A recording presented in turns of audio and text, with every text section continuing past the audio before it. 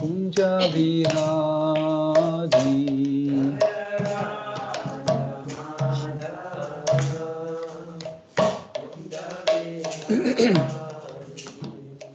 Gopi Jana Vallabha Giridharadhari.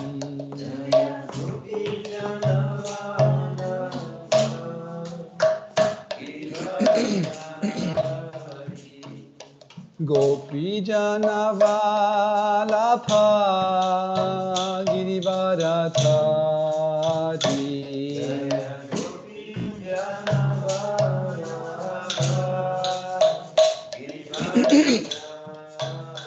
Yashodanandana Vraja Janaranjana.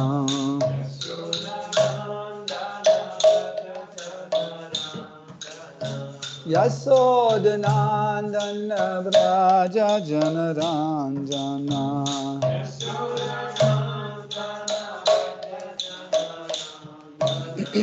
Yamuna Tira Vanachari.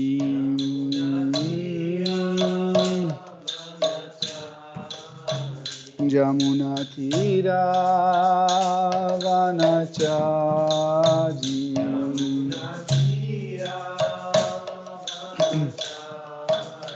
Jaya Ratha Madhava Kunja Bihari.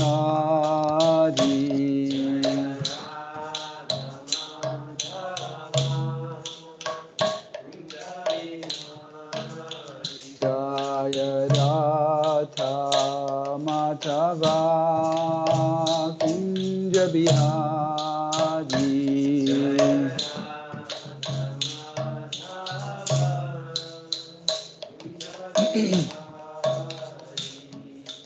Gopi Jana Vallabha Giridharadhari.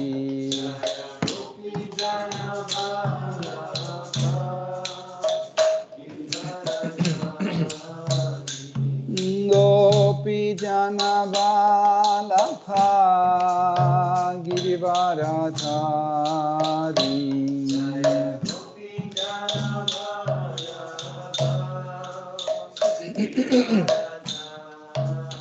Yashodanandana Vraja Janaranjana.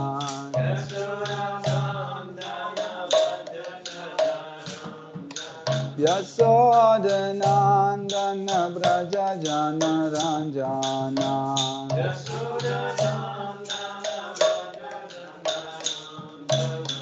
Jamuna Tira Vanachari.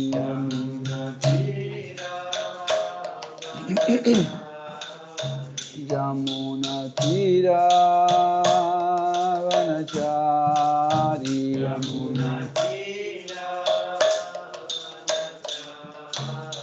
Jaya Jatha Madhava Kunja Bihari.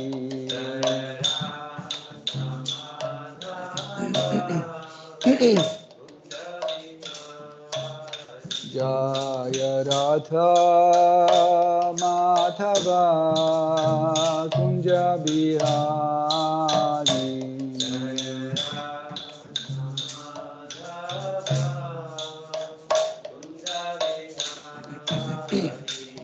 Hare Krishna, Hare Krishna, Krishna Krishna, Hare Hare, Hare Rama,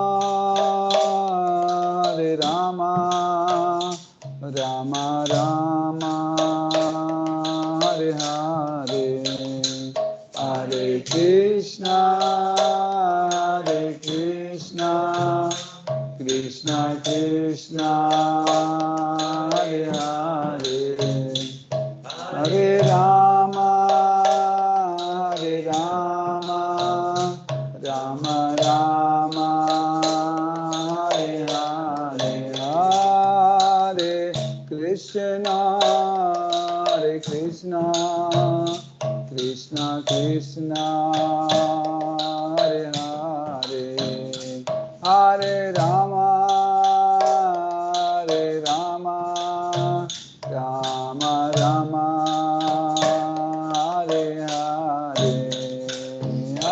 Krishna, Hare Krishna, Krishna Krishna, Hare Hare,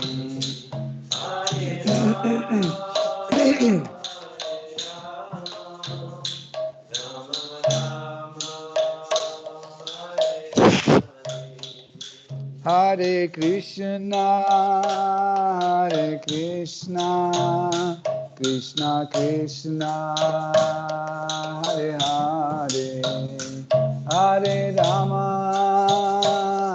Hare Rama, Rama Rama,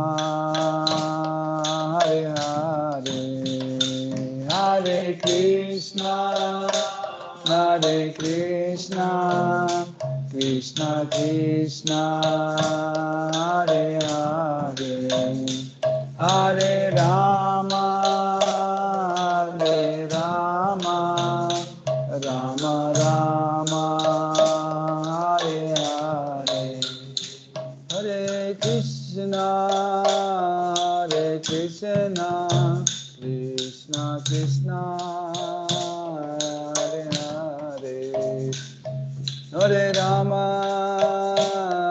Hare Rama, Rama Rama, Hare Hare, Hare Krishna, Hare Krishna, Krishna Krishna, Hare Hare, Rama, Rama Rama, Hare Hare, Jai Shri Shri Gaura, Premanande Hari Hari Gaura.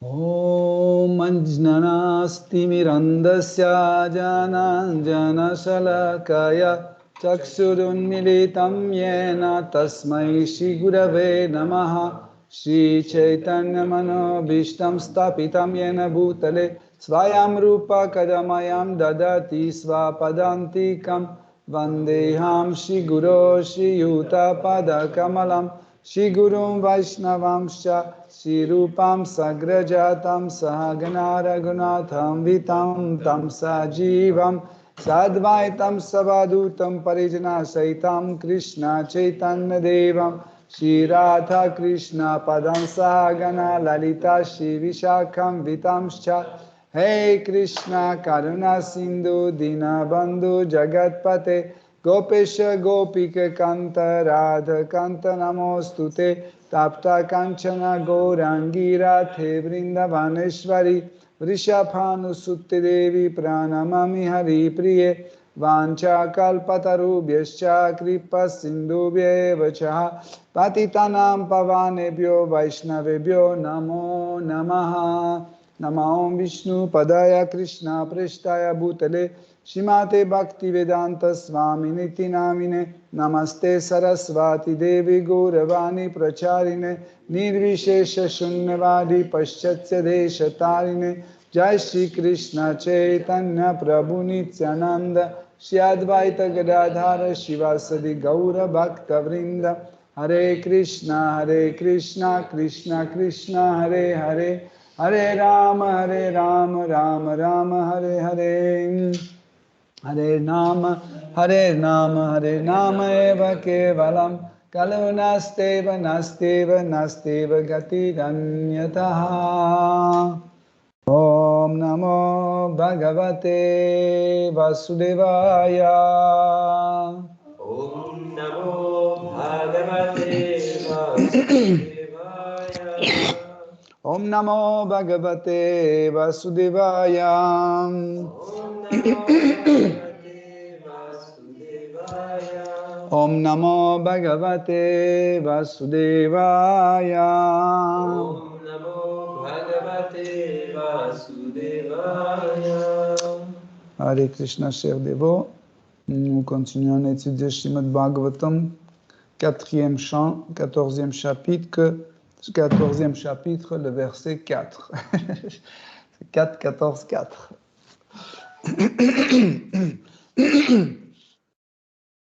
Sarutan ripasthana unantoshtva viputibhi avamene mahabhagavan stabdha samhavita svataha. Traduction. Lorsque le roi monta sur le trône, il obtint 8 sortes de pouvoirs qui le rendirent très puissant, et il en tira un orgueil démesuré. Infatué de sa personne, il se considérait supérieur à tous et se mit à offenser d'éminents personnages. Teneur est porté par sa divine grâce Bhaktivedanta Swami Prabhupada.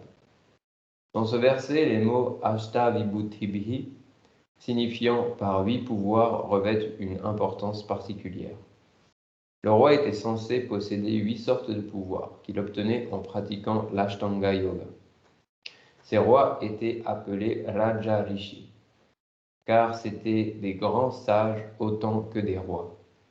Par la pratique du yoga des pouvoirs, ces Raja Rishi pouvaient devenir plus petits que le plus petit, plus grands que le plus grand, et obtenir ce qu'ils désiraient.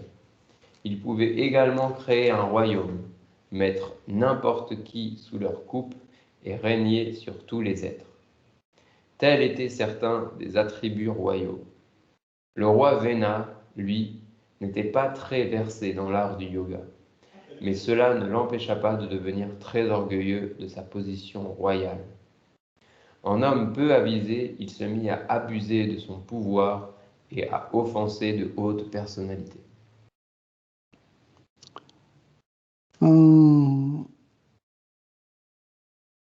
C'est bon. Donc, quand Maharaja Vena était couronné, donc une fois assis sur le trône, tout de suite, il s'était identifié avec le roi. Il n'a jamais pensé que, en fait, c'est la situation qui lui a mis sur le trône. Il pensait que c'est parce qu'il a des qualités de roi, c'est pour ça qu'on lui a mis sur le trône, parce que les règles et prescriptions disent qu'on met sur le trône de roi celui qui possède les qualités de roi. Okay? Et sa façon de réfléchir, en fait, sa logique était comme ça. Si on m'a mis sur le trône, donc je suis un possesseur de toutes les qualités de roi. Mais en réalité, vous savez que la situation, c'était la situation de apatharma, okay? Où on peut ignorer certaines règles et prescriptions pour que les autres règles et prescriptions seront possibles à appliquer. Vous voyez la différence. C'est pas le but d'apatharma, c'est pas l'idée de juste on se débrouille. Maintenant, on peut ignorer tout. Non, c'est pas comme ça. Situation apatharma, en fait, c'est la situation où un dévot ou un dirigeant ou un responsable, il prend une décision, il prend une décision d'ignorer telle ou telle règle pour que les autres règles soient possibles à appliquer. Ça, il faut que chaque dévot comprenne ça. Hein. C'est pas comme ça que si c'est apatharma, donc aucune règle est presque. On peut faire tout ce qu'on veut. Non. Okay?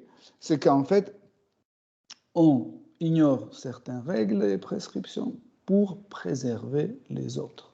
Ça, c'est le principe de apatharma. C'est pour ça que ça continue à être appelé dharma. Parce qu'il y a le dharma, il y a les obligations qui continuent à être respectées, même si certaines ne sont pas respectées. Mais Maharaj Vena, il a pensé que si on m'a mis sur le trône, donc je suis possesseur de 8 qualités d'un roi, d'un empereur. Hein. Donc en réalité, les écrits sacrés disent que Le roi, c'est le représentant de Dieu, la personne suprême. Mais il n'est pas Dieu, la personne suprême. Mais ici, comme vous allez voir dans le verset suivant, il était complètement convaincu que lui, il est la personne la plus importante, ce qu'il est pratiquement Dieu, lui, la personne suprême. Okay? Donc, souvent, en fait, l'homme a cette tendance, en fait, se tromper et tomber dans l'illusion. Par exemple,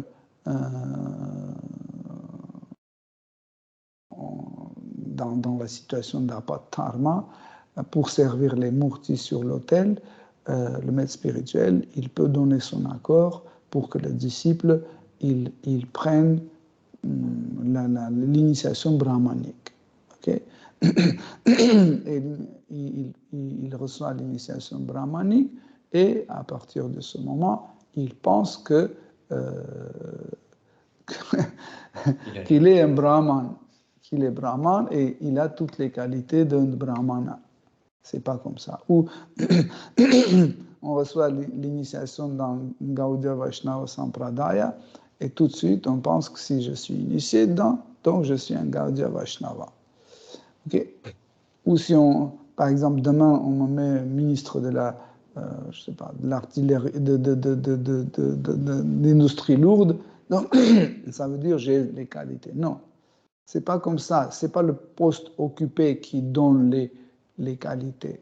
C'est les qualités qui nous permettent d'accéder à cette position. Hein?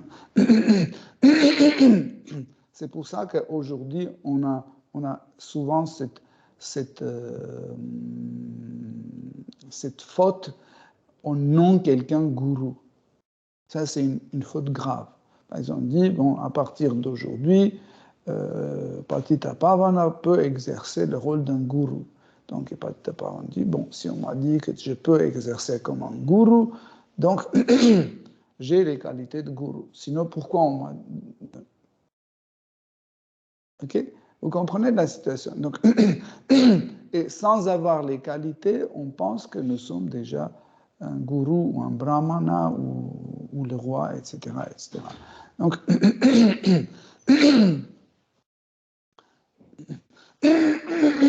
donc, voilà pourquoi, en fait, nous devons étudier les shastras d'une façon, comment dire, large. Okay?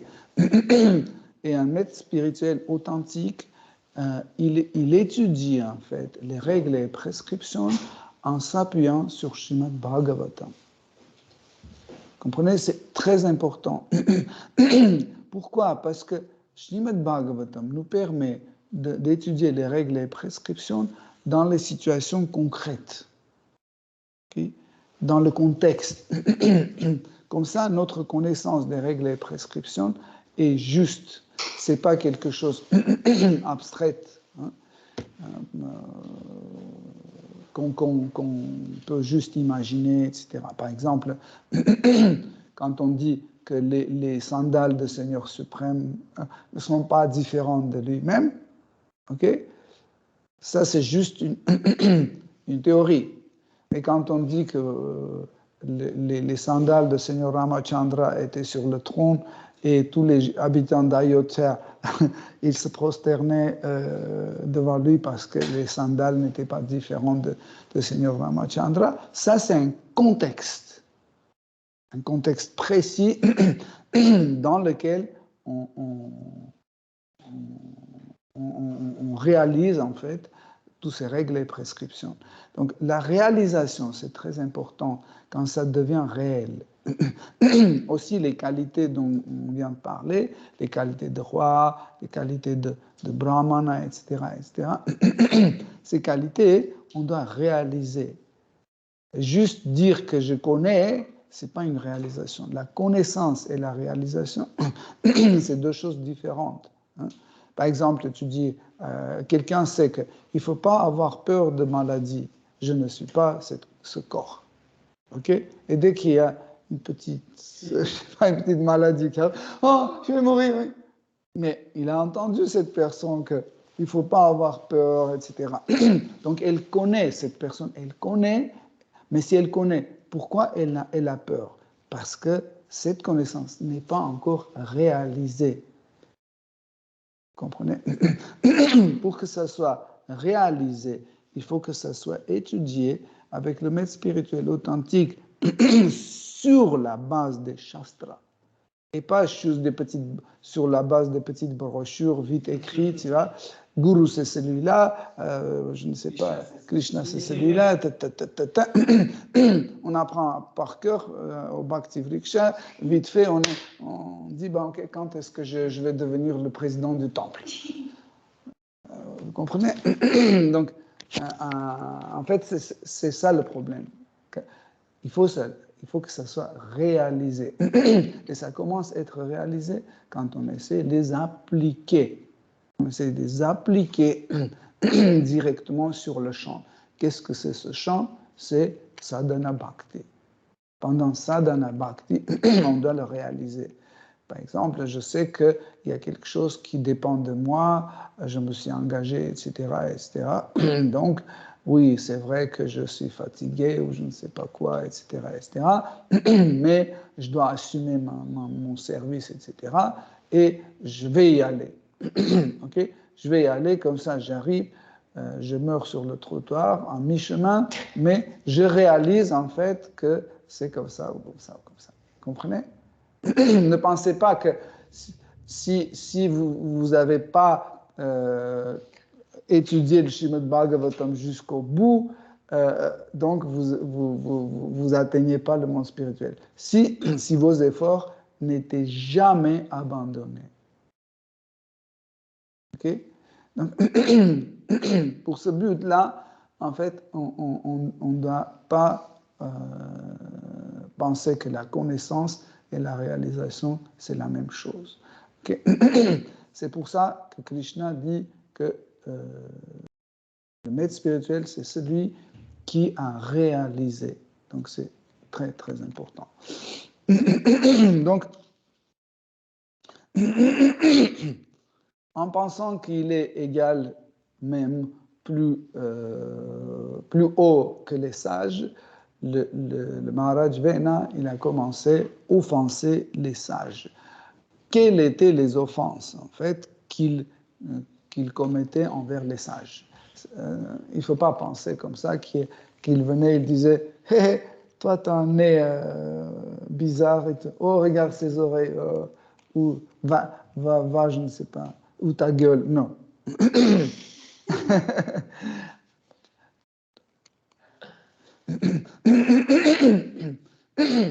Les offenses qu'il faisait, en fait, c'était qu'il ignorait les conseils des brahmanas. Ça, c'était l'offense la plus grave. Quand les sages disaient que, voilà, là, il ne faut pas faire ça, ce que tu fais, ce n'est pas juste, ce n'est pas bien, etc. Il disait que je fais ce que je veux, ce n'est pas vous qui devez me dire ce que je dois faire et ce que je ne dois pas faire. C'est moi le roi. Donc ça, c'est une offense. Okay? Comme par exemple, le disciple, il ignore les instructions de Guru. Ça, c'est une offense aussi. Donc, il a oublié qu'en fait, grâce à ces brahmanas, il était sur le trône, et ça, c'est aussi une offense grave. Hein. Le verset 5. Verset 5. Aveuglé par sa puissance, le roi Vena, monté sur son char, se mit à parcourir le royaume tel un éléphant déchaîné, faisant trembler le ciel et la terre partout où il se rendait. Donc, les gens de sorte de Maharaj Vena, dès qu'ils obtiennent un peu de richesse, ou dès qu'ils obtiennent un peu de pouvoir, etc., ils sont aveuglés très rapidement. Pourquoi, en fait, la richesse, la puissance, et le pouvoir nous rend aveugles. En fait, parce que ça excite nos sens. Et les sens excités nous rend vraiment aveugles. On ne voit plus la réalité. Par exemple, un petit voyou qui achète un pistolet, il pense que maintenant personne ne peut rien faire. Maintenant, il peut se défendre, etc. Ou quelqu'un qui devient le président de la République, ou je ne sais pas, un ministre ou autre, il pense qu'il est déjà 100% protégé, etc. Comme Hiranyakashipu ou Hiranyaksha, hein, il pensait que grâce à bénédiction de Seigneur Brahma, il est protégé de tout, etc. Mais tout cet aveuglement est parce qu'on ne prend pas en compte que Krishna existe et que la présence de Krishna est constante. Et au moment d'être aveuglé par ça, en fait, on oublie l'existence constante de Krishna. Et quand c'est oublié, quand on oublie sa présence, donc on dit, ben voilà, j'ai le pistolet, c'est bon. Mais on ne pense pas que quelqu'un peut venir de derrière avec une brique et taper sur nous, et notre pistolet ne peut pas nous sauver. Vous comprenez?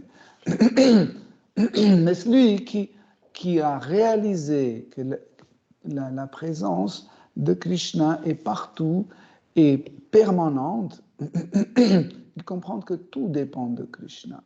Et il sait que si Krishna décide de protéger quelqu'un, personne ne peut toucher. Mais si Krishna décide d'éliminer quelqu'un, personne ne peut le protéger. Ça, c'est ce qu'on doit réaliser dans notre vie. En fait, quand on devient excité, cette excitation vient par les différentes séductions. La séduction, c'est la richesse, comme on a dit, le pouvoir, etc. Mais aussi, il y a une autre forme de séduction que les dévots ne connaissent pas trop. Il y a une séduction, c'est la peur. La peur, c'est une forme de séduction. Je ne sais pas si vous avez vu dans l'iconographie chrétienne, il y a des tentations de Saint-Antoine ou Saint-Francis ou autre. Dans la tentation, vous avez des femmes, la viande, l'alcool, etc. Et vous avez des monstres. Vous dites, mais pourquoi il doit être tenté par ces monstres? Non, parce que ces monstres produisent la peur. Et la peur, c'est une tentation. Ça veut dire, j'abandonne Krishna. Parce que quand on ne résiste pas à une tentation, qu'est-ce que ça signifie? C'est que j'abandonne Krishna. Krishna m'a dit ne mange pas de viande, je mange. Donc j'abandonne Krishna. Hein? Voilà. Vous comprenez? Donc, ça, c'est important à comprendre, que la peur aussi, c'est une tentation. Okay? Et quand on a réalisé, en fait, que Krishna est là, Krishna a dit, il a promis dans la Bhagavad Gita que mon dévot, il périra jamais. Même si on voit des fois que quelqu'un tue les dévots, etc., on ne doit pas penser que Krishna a abandonné. Non. Sauf qu'il a trouvé une solution pour son dévot pour qu'il arrête sa présence ou ses divertissements dans ce monde matériel à ce moment-là, sous cette forme-là. Mais ne pensez jamais que Krishna a abandonné son dévot. Jamais, il ne faut jamais penser ça. C'est pour cela, en fait, souvent on voit les purs dévots de Krishna, quand on l'arrête, on le subit, persécute, on le torture, etc., il n'a pas peur. Pourquoi il n'a pas peur? parce qu'il dit que je suis la propriété de Krishna, il fait avec moi ce qu'il veut, pourquoi je dois avoir peur? C'est lui qui décide. C'est pas c'est celui-là qui me frappe, c'est pas celui-là qui me persécute. C'est Krishna a décidé de persécuter. Et ces gens-là, ou ces microbes, ou cette maladie, c'est juste les outils de Krishna avec quoi Krishna opère. Okay?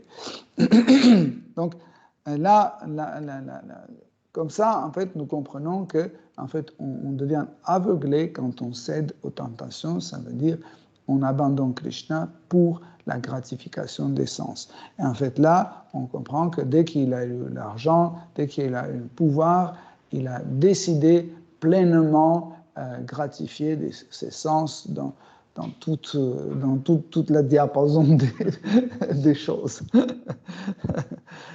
Okay. Donc comme ça, pour faire peur un maximum des gens, il prenait son char et il faisait des tours autour de la terre pour que tout le monde le voie et il sache qu'il est surveillé et contrôlé. Okay? C'était une sorte de publicité. Et bien sûr que sur le chemin, il faisait ses cruautés. Quand il voyait quelqu'un qui n'obéit pas, publiquement, il le torturait ou l'exécutait, etc., pour que tout le monde voit, en fait, les preuves de sa suprématie. Merci. Donc, verset 6. Verset 6. Tous les 2 fois nés, les brahmanas, se virent dès lors interdire d'accomplir le moindre sacrifice, de faire acte de charité et d'offrir du beurre clarifié. C'est ainsi que le roi Vena fit battre le tambour dans tout le pays, afin que cesse toute pratique religieuse. C'est bon.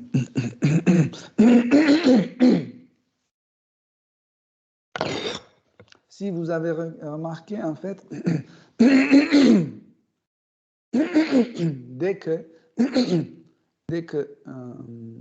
le pouvoir est pris par quelqu'un qui n'est pas un dévot, la première chose qu'il fait, il essaie de supprimer les règles et prescriptions de la religion.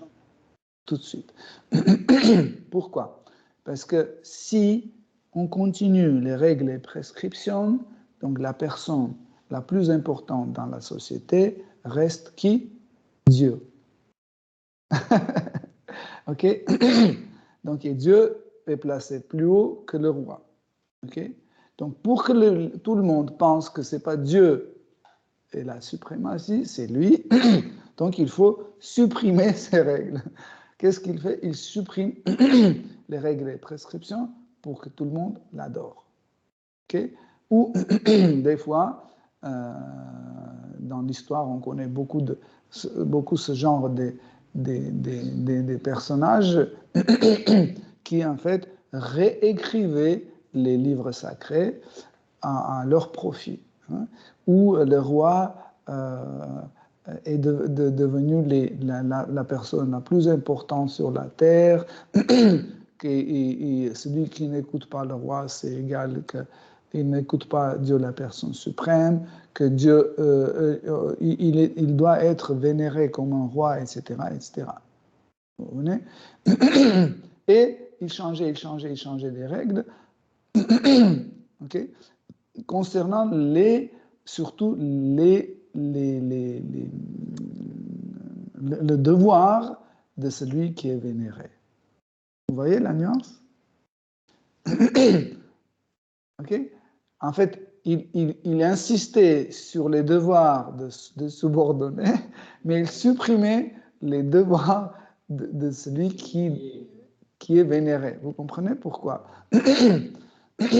Parce que, par exemple, on dit que Guru doit être adoré comme Dieu, la personne suprême. Mais Guru, de son côté, ne doit pas se prendre pour Dieu, la personne suprême. Vous comprenez?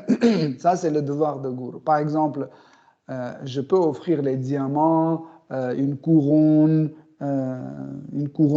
à Krishna. Hein? Je peux offrir une couronne à Krishna, n'est-ce pas? Et Krishna peut porter parce qu'il occupe cette position. Mais si j'amène une couronne et j'offre à mon gourou et à la place qu'il mette sur Krishna, il met sur sa tête, même après avoir offert à Krishna, il met sur la tête, donc il s'imagine qu'il peut avoir le même comportement que Krishna. Hein. Malheureusement, vous n'êtes peut-être pas au courant, mais dans notre parampara, dans l'ISKCON, on a eu des cas comme ça, où il se prenait comme ça, et voilà, il mettait les couronnes, comment ça s'appelle, les sceptres, etc. Ils s'assoyaient sur la Vyasasana et ils étaient adorés comme Dieu la personne suprême. Vous voyez? Ça, c'est inacceptable parce que c'est pas seulement il y a le devoir des adorateurs, mais aussi il y a le devoir d'adorer qui doit refuser parce que sa position lui ne permet pas d'accepter ça. On doit l'adorer. On doit adorer Guru comme Dieu la personne suprême, mais c'est pas comme ça qu'on dit, ok, vous m'adorez pas comme Dieu la personne suprême, regardez mon lit, pourquoi il n'y a pas, je ne sais pas, 30 couches de matelas, pourquoi il n'y a pas de, je ne sais pas comment ça s'appelle, les baldaquins qui couvrent le lit, brodés avec les dorures, pourquoi j'ai pas des paons qui tournent autour, etc., etc. Où est ma piscine avec les poissons, etc. Vous comprenez? Je dis, oui, mais vous êtes gourou. Oui, mais vous me devez adorer comme... Non, c'est pas comme ça. Vous comprenez? Donc, là, en fait, Maharaj Vena, il a complètement oublié ses devoirs. Il exigeait les autres faire leurs devoirs, mais selon sa convenance. Il a interdit tout type de sacrifice. Il disait que tout le monde doit faire ce sacrifice à lui. Vous voyez, c'est le même principe de tout type de démons. Dès que les démons, Ravana était encore pire. Ravana se ressemble plus aux démons actuels. Il n'a pas interdit les sacrifices. Il disait que le brahmana qui veut faire un sacrifice, il doit donner 1 litre de sang. Après, il peut aller faire son sacrifice.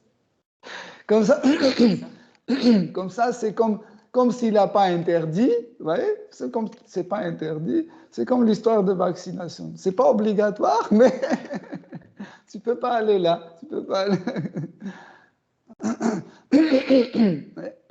Donc, c'était dans chaque place publique, c'était annoncé que personne ne doit faire les sacrifices à demi-dieu et à Dieu la personne suprême. Si quelqu'un veut faire un sacrifice, il doit faire à Maharaj Vena. Seul objet d'adoration. Je me souviens, à l'époque communiste, c'était comme ça. Donc, c'était à l'époque, quand Lénine venait de mourir, c'était Lénine, Lénine, Lénine, Lénine. Seul, tout ce qu'on disait, c'était Lénine a dit ça, Lénine ça, Lénine ça.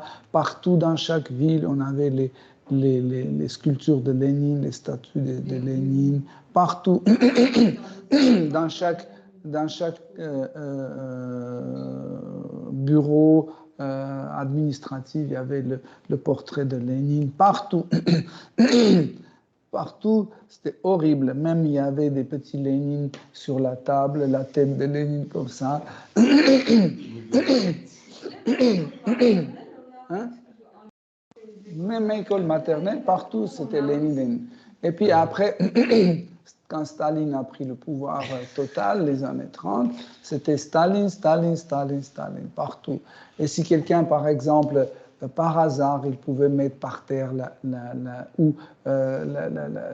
l'image de Staline tombait par terre et quelqu'un marchait dessus, c'était immédiatement dans le camp de concentration, tout de suite.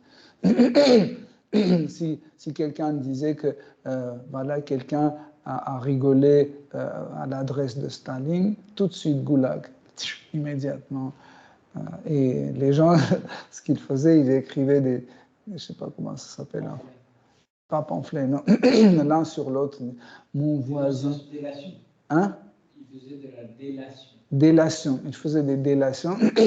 Mon voisin, j'ai vu qu'il n'a pas chez lui le portrait de Staline, etc. Et l'autre écrivait celui-là, il disait, je l'ai vu adossé sur le portrait de Staline. Des trucs comme ça, vous voyez. Donc c'était le culte de la personnalité totale. Donc, le verset 7. Verset 7. Tous les grands sages se réunirent alors, et en voyant les atrocités perpétuées par le cruel Véna, ils en vinrent à la conclusion qu'un grave danger, voire une catastrophe, menaçait les hommes. Alors, poussés par la compassion, ils tinrent conseil, car ils étaient eux-mêmes des officiants des sacrifices. 8. Verset 8. Pour changer leur point de vue, les grands sages purent se rendre compte que les hommes, menacés de part et d'autre, se trouvaient dans une position dangereuse.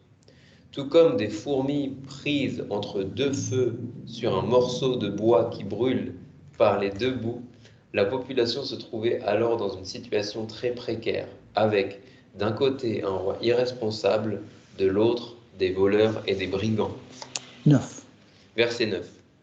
Soucieux de sauver le royaume du chaos, les sages en vinrent à considérer que c'était la menace d'une crise politique qui les avait amenés à couronner Véna alors qu'il en était indigne.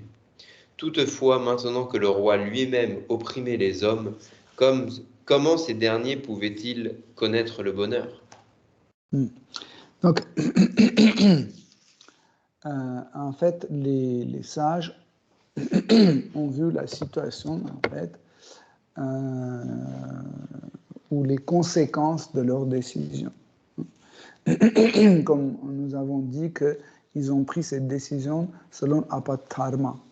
Okay? C'était Apattharma, et comme on a dit qu'en fait l'idée d'Apattharma est annuler certaines règles et prescriptions, ignorer ou affaiblir certaines règles et prescriptions pour préserver les autres. En fait, c'est ça l'idée. Et encore une fois, voilà pourquoi ça s'appelle toujours dharma, Apattharma. Ça veut pas dire que c'est une anarchie. Donc, si c'est les conditions extrêmes, tout le monde peut faire tout ce qu'il veut. Non, on changeait absolument seulement les règles et prescriptions qui nous aidaient à préserver les autres, comme l'histoire avec Maharaj Véna. Les sages ont pris cette décision de le mettre sur le trône pour préserver en fait la possibilité pour les autres de accomplir leur dharma. Mais ils ont vu qu'en fait, Maharaj Véna n'avait pas des qualités de roi, et pourtant ils ont mis dans les situations d'Apattharma, les sages l'ont mis sur le trône pour préserver en fait les autres règles et prescriptions, hein, comme le dharma de chaque citoyen. Mais lui, à la place de aider pour que les gens puissent accomplir leur dharma, il interdit, donc interdit d'accomplir leur dharma. Donc, de nouveau, en fait, le pays s'est retrouvé dans une situation de Apattharma. Okay? Et les sages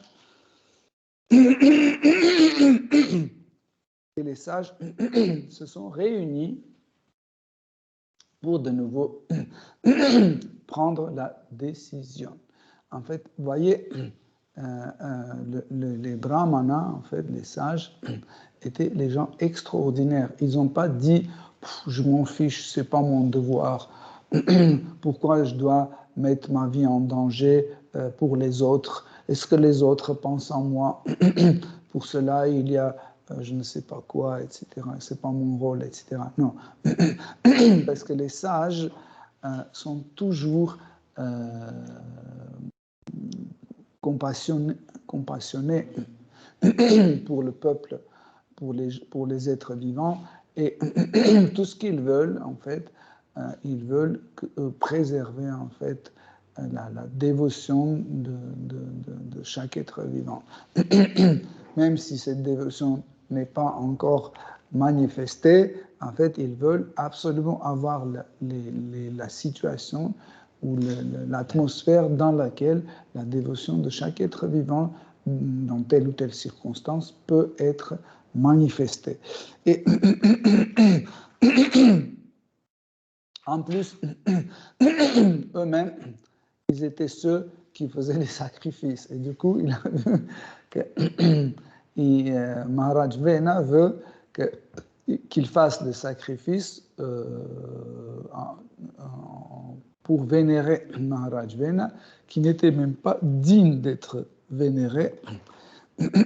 Pour cela, ils se sont mis ensemble et ils étaient en train d'analyser la situation. Mais la situation, comme Maitreya Muni bien décrit, était comme la situation des fourmis sur un bûcher qui est allumé de deux côtés, de deux bouts. Donc, s'il va dans ce bout-là du feu, donc il court de l'autre côté pour se sauver. De l'autre côté, il y a aussi le feu, donc ils ne savent pas où aller. Vous comprenez? Donc, et en fait, le peuple s'est retrouvé dans cette situation. Donc, si il allait vers Maharaj Vena pour demander la protection, donc il recevait le contraire, il recevait la cruauté de Maharaj Vena. S'il allait vers le mafia, vers les criminels qui se cachaient de roi parce qu'il était cruel, donc il recevait aussi la cruauté des criminels. Donc le peuple s'est retrouvé au milieu, il ne savait pas quoi faire, et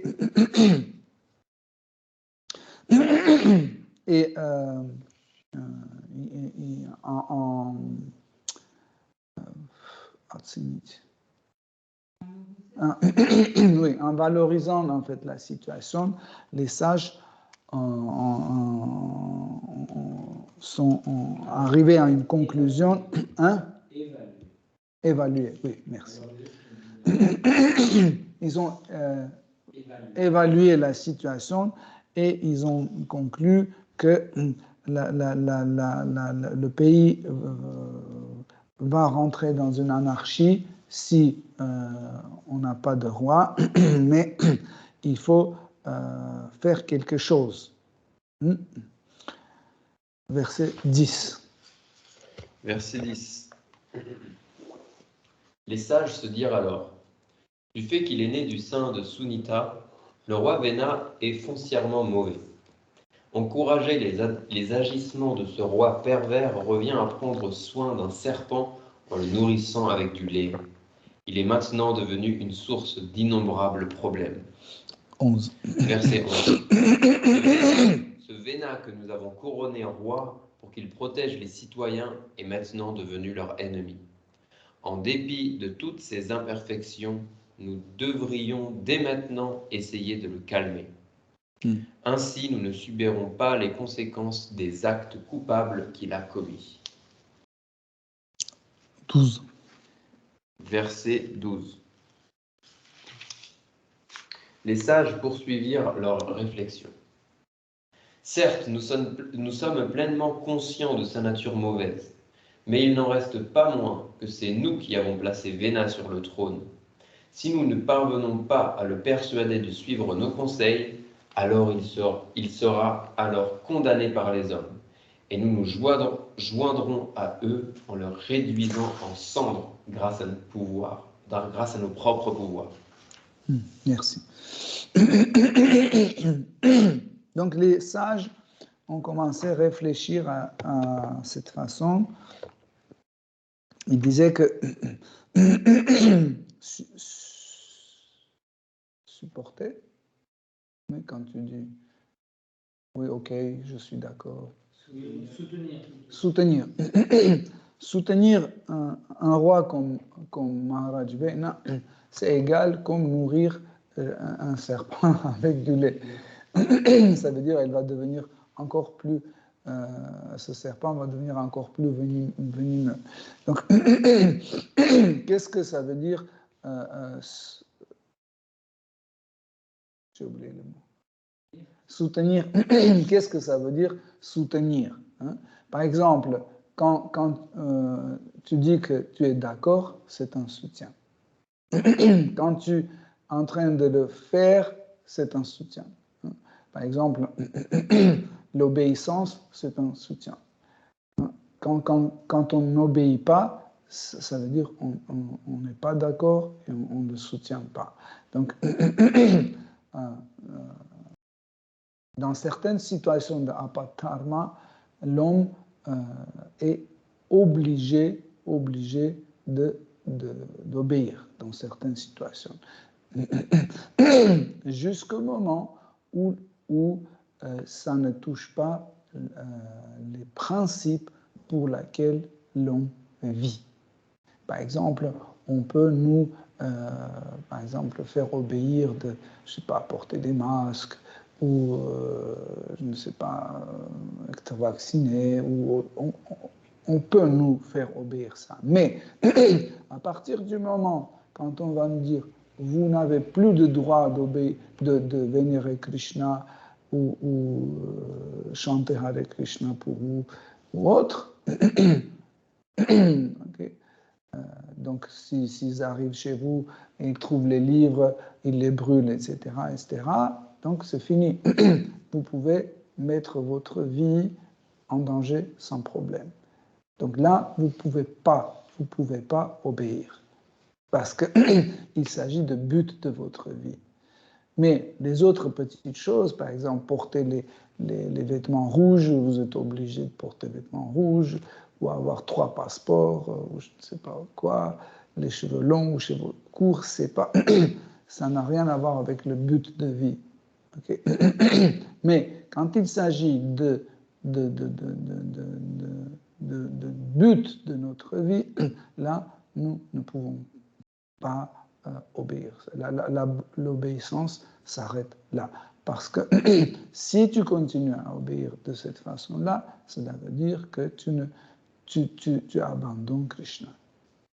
Et ça, c'est, par exemple, quand Haridas Thakur, quand on le battait sur les places publiques, pour qu'il chante par Hare Krishna, il continue à chanter Krishna, Krishna. Vous voyez?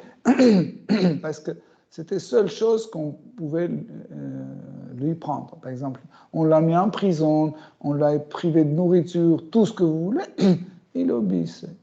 On ne lui laissait pas rentrer dans les temples. Il n'avait pas le droit de rentrer dans des temples. Vous voyez? Et pourtant, un pur Vaishnav comme Haridas Thakur, il devait être le contraire. On aurait qu'un dévot comme Haridas Thakur rentre dans leur temple. Mais le contraire, on ne le laissait pas entrer. Et il obéissait. Il ne rentrait pas manger chez les autres.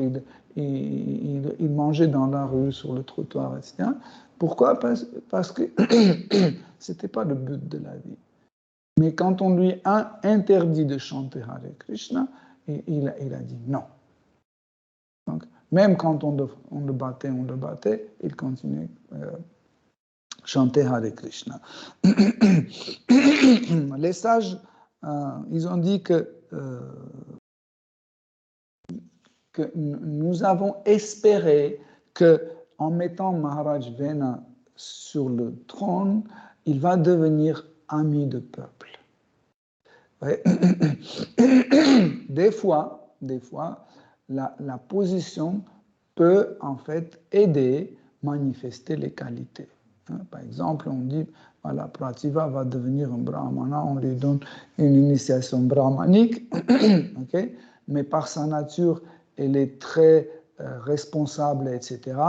Elle reçoit l'initiation, mais jour et nuit, elle cherche qu'est-ce que Brahmana doit faire. Elle commence à être autocritique pour voir est-ce que j'ai des qualités de Brahmana, pourquoi non, ma parole n'est pas brahmanique, mon comportement n'est pas brahmanique, je dois me changer, etc., etc. Donc, vous voyez, dans certains cas, en fait, ça dépend de personnes, une position peut manifester les qualités. Ou quelqu'un dans une situation, entre guillemets, dans une situation apatharma, il prend la position d'un gourou.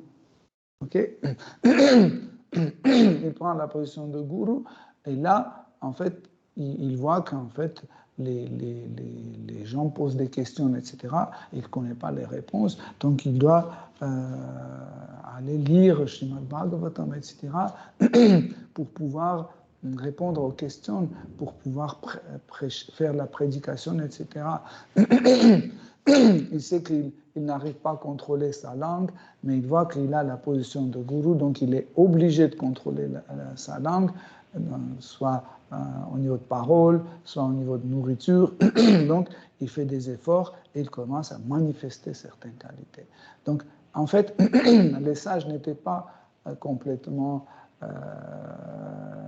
dans l'illusion quand ils ont mis Maharaj Vena sur le trône, parce que c'était plan B, entre guillemets, parce qu'ils savaient que des fois, ça arrive, et ils espéraient qu'en mettant Maharaj Vena sur le trône, il va manifester les qualités, parmi lesquelles le plus important, c'était qu'il devienne le protecteur de son peuple. Et pourtant, c'était pas le cas. Et ensuite, ils disent que,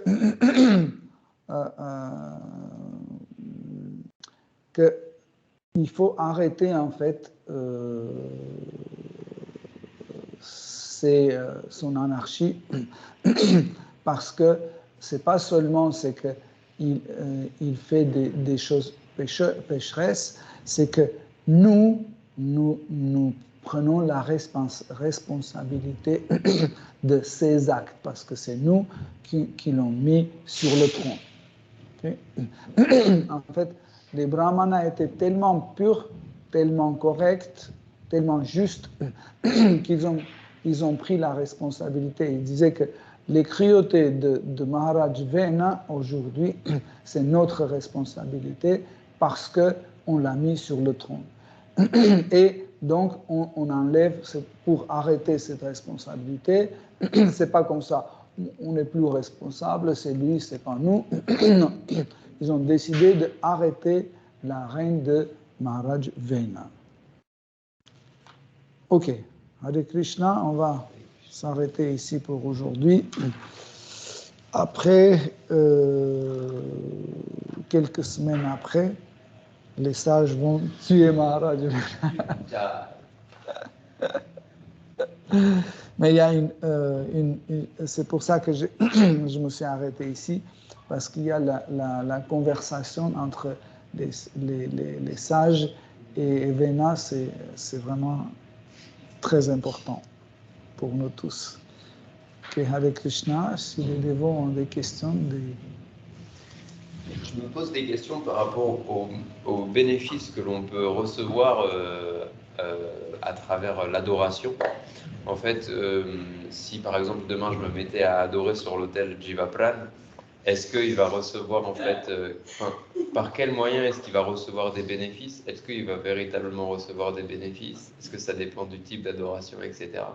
Parce qu'on peut voir par exemple chez les soviétiques, il y avait ce culte de la personnalité et cette sorte de mise en pouvoir par les tyrans. En fait, par quel processus est-ce que c'est simplement, on va dire, psychologique, c'est-à-dire il y a beaucoup de personnes qui se mettent à adorer quelqu'un, alors psychologiquement on se dit que il est supérieur aux autres. Est-ce qu'il y a aussi un aspect ésotérique dans le sens où si on suit les règles d'adoration donnée par les Védas, alors il y a effectivement une mise en pouvoir de la personne qui devient plus forte, plus intelligente, plus belle, etc. En fait, il faut savoir que n'importe quelle adoration n'amène, ou autrement dit, chaque adoration ne donne pas les fruits. Hein? Toute adoration ne donne pas les fruits. Par exemple, nous avons vu différents cas dans Srimad Bhagavatam, dans les autres livres sacrés, justement le sacrifice, l'adoration que Maharaj Anga et sa femme Sunita, ils ont fait, et ça n'a pas donné jusqu'au moment où, par la miséricorde des Brahmanas, en fait, ils ont adoré avec un autre but et pour satisfaire Seigneur suprême, et comme ça, ils ont reçu ce fruit. C'est pas comme ça si j'adore Jiva Prana sur mon autel, tout de suite il va recevoir le bénéfice ou non. En fait, c'est Krishna qui donne les bénéfices. Krishna donne le bénéfice si l'objet d'adoration est digne d'être adoré. Ça, c'est la première règle, que l'objet d'adoration doit être digne d'être adoré. Par exemple, il y a tellement de personnes comme Staline, Hitler, etc. Ils étaient adorés, mais ils n'étaient pas dignes d'être adorés. C'est pour ça que les fruits de cette adoration étaient amers et horribles. Okay. Donc, ne pas avoir des fruits d'adoration, c'est aussi un fruit. Mais aussi, on peut avoir des fruits amers de notre adoration. Pourquoi? Parce que l'objet d'adoration n'est pas digne. Deuxième chose, l'objet d'adoration peut être digne d'être adoré, mais l'adoration même peut contenir les défauts. Okay. Donc, plus on a des défauts d'adoration, moins il y a des fruits d'adoration. Okay. Donc ça, c'est les deux choses les plus importantes. Et troisième chose très importante, c'est les qualités de l'adorateur. Sa sincérité, ses tendances, ses desseins, pourquoi il le fait, etc. Ça fait partie du deuxième point sur la qualité de l'adoration, en fait. La qualité de l'adoration, c'est plus une partie technique, entre guillemets. En fait, les règles d'adoration doivent être bien appliquées. Si on ne le fait pas correctement, par exemple, le feu n'est pas allumé comme il faut par les mantras, ou par exemple le ghee on verse et pas en parallèle, on ne dit pas le même mantra qu'il faut, en retard, ou le temps de faire de sacrifice est dépassé, ça ne marche pas, etc. Plusieurs choses. Tandis que les qualités d'adorateur, ça ne rentre pas dans les règles de la cérémonie d'adoration. C'est pas la même chose.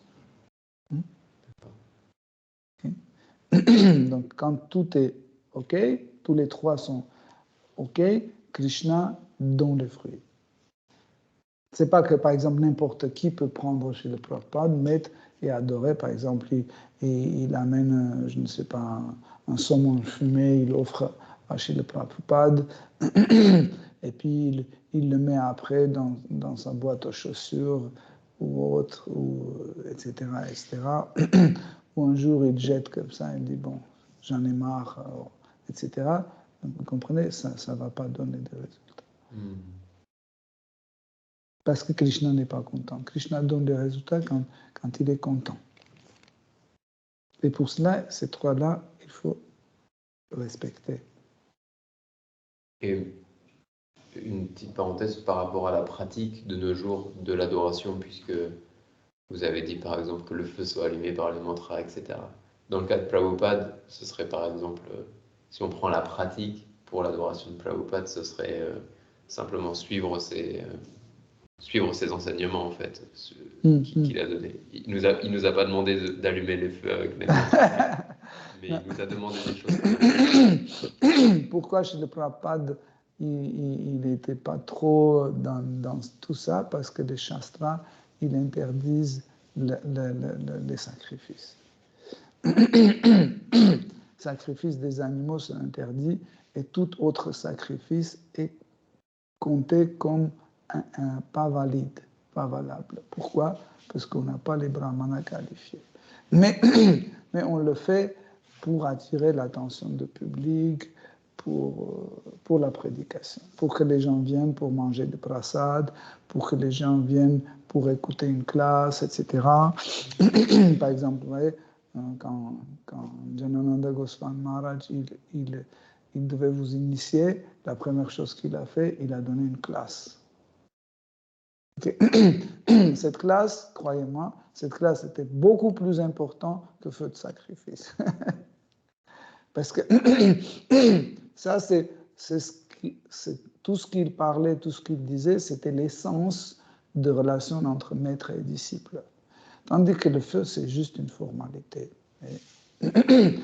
Pourquoi? Parce qu'on n'a pas les brahmanas qualifiés. Peut-être ils sont des purs dévots, ceux qui font, mais ils ne sont pas des brahmanas qualifiés. Il ne faut pas mélanger les deux. Parce qu'un brahmana, c'est une connaissance spéciale des choses. Ça ne veut pas dire que n'importe quel dévot peut faire ça. Mais un pur dévot peut juste demander à Krishna, par exemple, protège ce dévot, il est ton serviteur, s'il te plaît, protège sa dévotion. Et ça peut marcher sans sacrifice.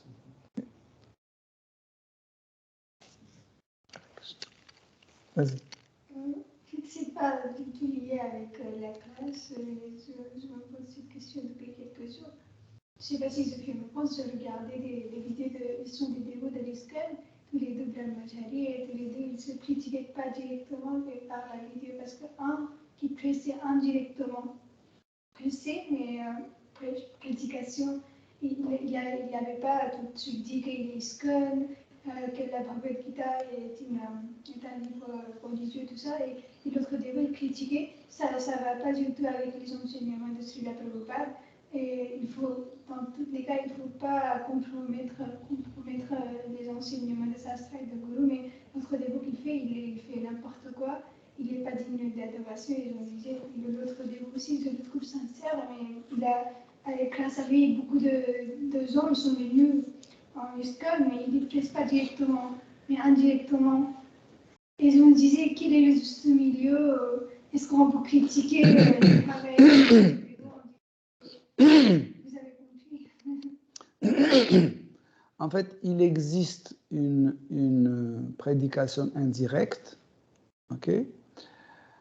Mais ce qu'on appelle aujourd'hui prédication indirecte, ce n'est pas une prédication, c'est anti-prédication.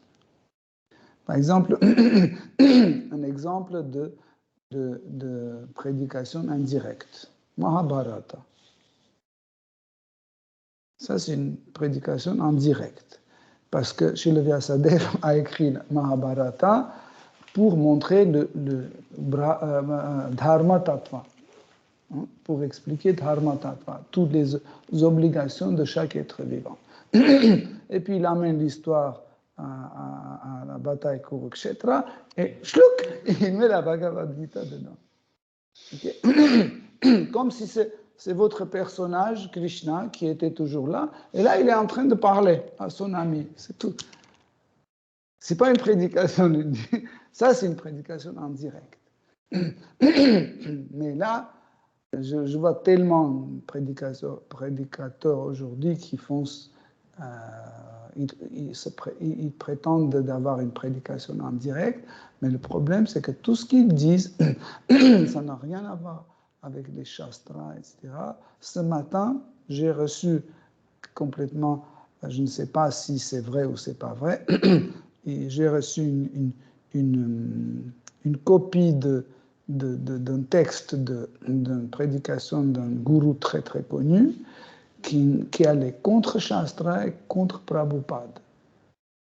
C'est un gourou tellement connu que je ne veux pas dire le nom parce que vous allez dire oh. Ou j'espère bien que c'était coupé de contexte, j'espère bien. Ou c'était, je ne sais pas, modifié ou autre, j'espère bien, parce que si c'est vraiment, si c'était comme ça, c'est insupportable. Parce que vous pouvez parler de Dieu, vous pouvez parler de la vérité absolue, etc. Vous pouvez faire la prédication indirecte, mais c'est une prédication, mais pas à la place de quelque chose, donner autre chose. Ou donner de la même, par exemple, dire, oui, par exemple, il y a, je ne sais pas, il y a ping-pong, il y a les jeux d'échecs, et aussi il y a bhakti. Bon, c'est une forme d'activité comme tous les autres, etc. Ça, c'est une offense. Vous savez pourquoi? Parce qu'on peut dire, voilà, et comme ça, ils vont venir pour essayer, etc. Ils vont venir avec l'esprit que c'est du ping-pong. Vous comprenez? Où est le danger? Il ne faut pas, sur n'importe quel prétexte, faire venir les gens ici en pensant qu'ils vont venir et voilà, comme ça, ils vont devenir un dévot. Non, parce qu'on a dit que c'est du ping-pong ou c'est des jeux d'échecs. Il vient pour jouer, il joue, il part. Même s'ils ont entendu le mot Hare Krishna, etc., ils disent ça, c'est comme pendant le ping-pong ou pendant un jeu d'échecs, on dit échec, mat. Et ici, à la place d'échec mat, on dit Hare Krishna. Comprenez? Pourquoi? Parce que on veut absolument amener beaucoup plus d'adorateurs, etc. C'est mauvais. Sri Chaitanya Mahaprabhu dans Shikshashtaka, il dit, je ne veux pas avoir milliers de suiveurs, etc. Il dit, je ne veux pas avoir ça. C'est pour ça qu'en fait, si vous voulez vraiment savoir qu'est-ce que c'est la prédication indirecte, la meilleure, c'est l'exemple de Mahabharata. C'est le meilleur. Par exemple, vous êtes un kinésithérapeute. Vous pouvez faire une prédication indirecte. Par exemple, vous prenez, vous commencez à faire le massage de son épaule ou de sa jambe, etc. Et il commence à dire aïe, aïe, aïe, aïe, aïe, aïe, aïe. Vous dites, ne vous inquiétez pas, vous n'êtes pas ce corps-là. En réalité, c'est le corps. Moi, je ne touche pas votre âme. Ça, c'est une prédication en direct. Mais c'est une prédication. Vous comprenez? Juste, par exemple, quand on prêche, on ne dit pas Krishna, on ne dit pas temple, on ne dit pas dévot, et à la place on dit la divinité, on dit à la place de sa nom, on dit la méditation, à la place de temple, on dit monastère ou quelque chose comme ça, à la place de dévoté, on dit monde. Donc c'est... Ça dépend, ça dépend de quand. Ça dépend de contexte, mais si on change le sens, ça c'est dangereux. Par exemple, on dit que voilà, Ayurveda, psychologie, astrologie, etc., ça c'est pratique. Ou comme ça, en fait, quand on étudie l'astrologie, on devient bhakta. Ou quand on suit l'Ayurveda, on devient bhakta. C'est faux. On devient bhakta quand on reçoit bhakti. Vous comprenez?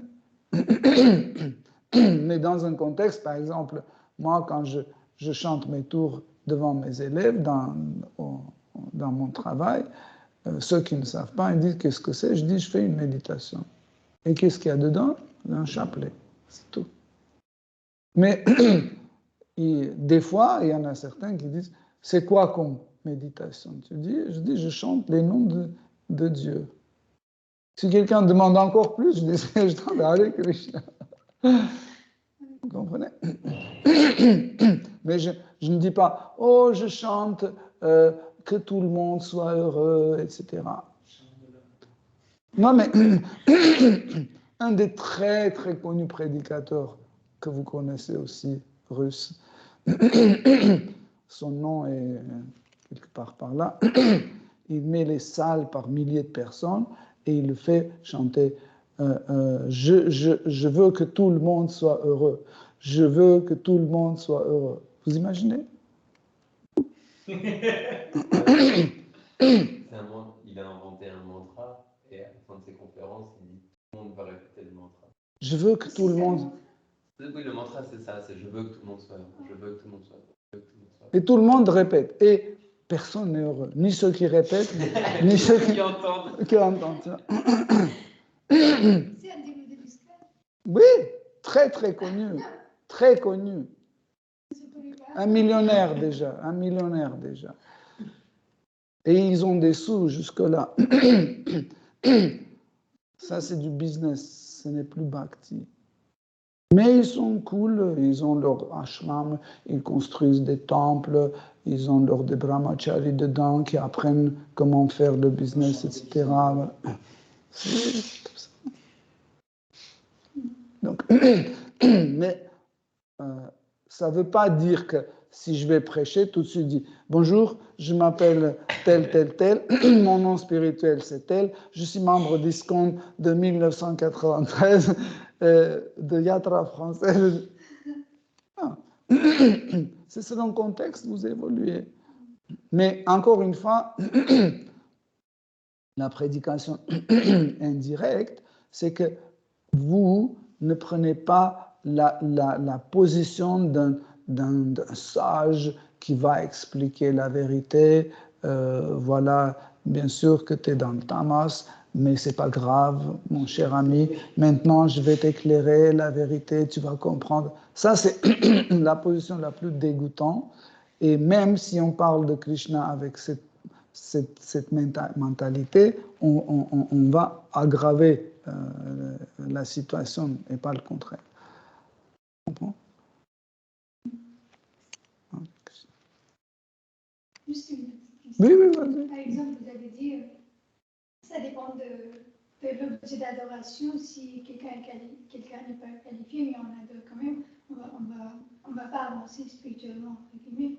Par exemple, vous avez entendu une histoire où son disciple, il était tellement dévoué à son maître spirituel et que le maître spirituel est le représentant de Dieu et il était tellement dévoué, mais le maître spirituel, je ne sais pas si tu peux expliquer vite fait, il y avait une histoire que j'avais entendue et le maître spirituel devenait un disciple, un mantra et il a dit répète ce que va.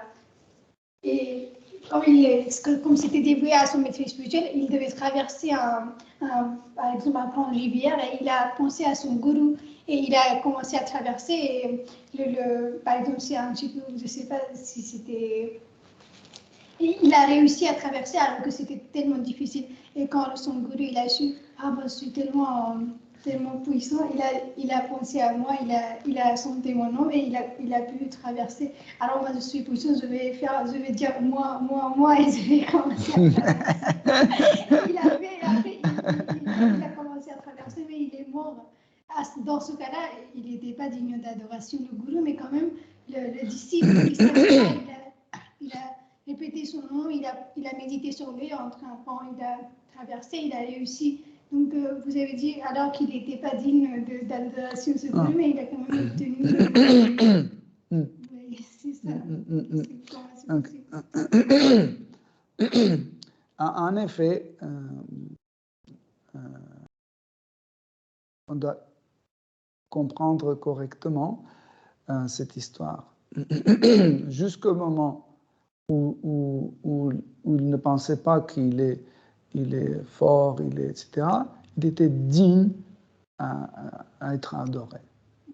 dès qu'il a commencé à penser, ah oui, si c'est comme ça, donc je vais penser à moi et je vais essayer. Donc il a arrêté d'être digne. Par exemple, nous avons aujourd'hui beaucoup de disciples, des gourous qui sont tombés. Et il y en a qui ont même carrément, ils ont commencé à manger la viande, fumer, etc. Et on voit que parmi ces disciples, il y en a qui sont très très bons dévots, très avancés, très sérieux, etc. Donc, juste à certains moments, en fait, ils sont dignes d'être adorés.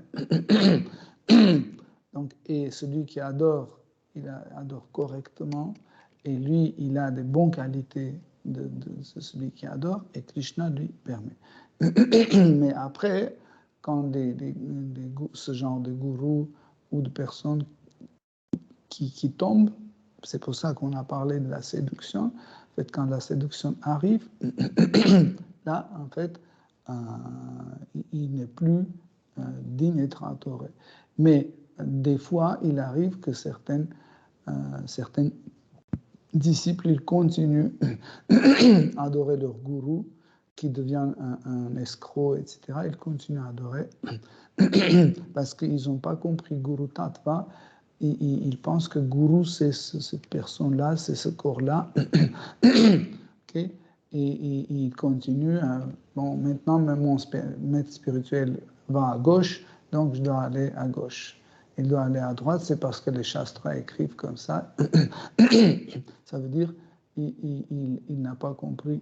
Il n'a pas compris Guru Tattva, et la première chose qu'ils n'ont pas compris, que Adi Guru, c'est Krishna. Donc, si mon maître spirituel fait des choses incompatibles avec Adi Guru, donc je dois l'abandonner et je ne dois plus le adorer. Mais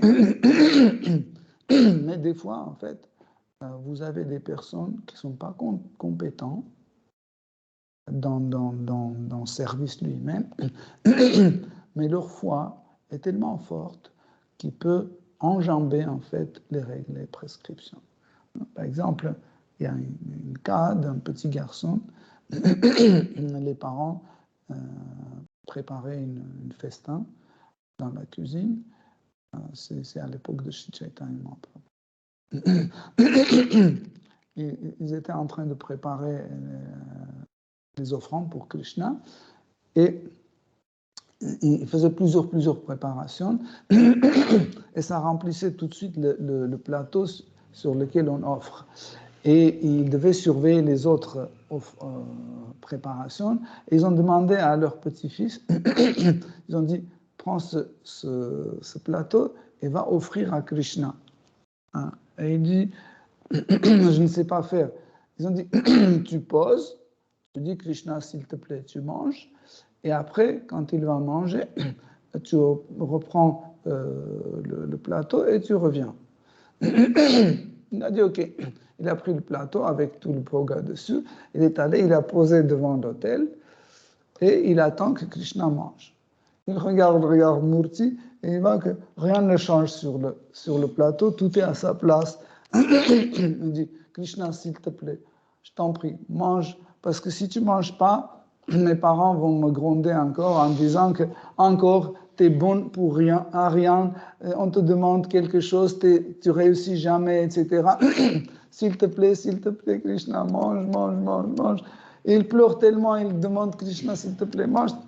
Sa foi est tellement forte que Krishna se baisse, il commence à tout manger.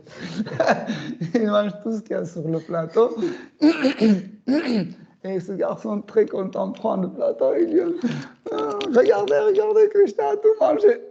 Ah, ils ont regardé. Oui, sale gosse. Pourquoi t'as mangé? C'était pour Krishna, c'était pas pour toi. Il dit, mais non, c'est pas moi. C'est Krishna qui a tout mangé. Ils ont dit, oui, on va voir comment ça... En plus, tu mens, etc. Ils lavent les paraphernalia de nouveau, ils font des préparations, ils remettent, etc. Ils disent, va offrir de nouveau. Mais cette fois-ci, sois prudent, sinon on va te punir.